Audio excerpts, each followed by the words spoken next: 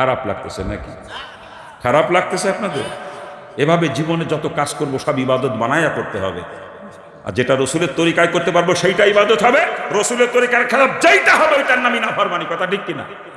জোরে বলেন ঠিক কিনা? আর যে কাজের মধ্যে রসুলের তরিকাই নাই ওটা ডাইরেক্ট নাফরমানি। যদি কেউ চুরি করবো, এর মধ্যে রসুলের তরিকা আছে? চুরি করার কাছে কোনো মুসলমান যাইতে পারে? যদি কেউ মনে করে বোনের সম্পত্তি ফাঁকি দেব, এর মধ্যে রসুলের তরিকা আছে? কিন্তু আমাদের সমাজে তো হইতেছে তাই।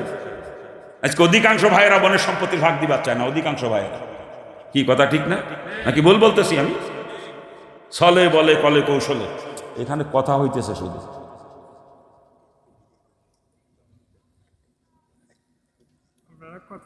আমার কথার ভিতরে কাটা পড়লে আমি আর কথা তুলতে পারি না। কথার ভিতরে একবার কাটা পড়লে আর কথা তুলতে পারি না আমি। এই জন্য বললাম যে আমার আলোচনার শেষে কথা বলবেন মেহমান।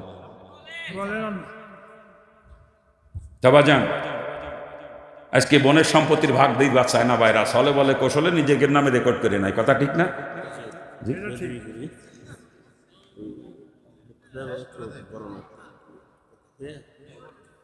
আচ্ছা দেন,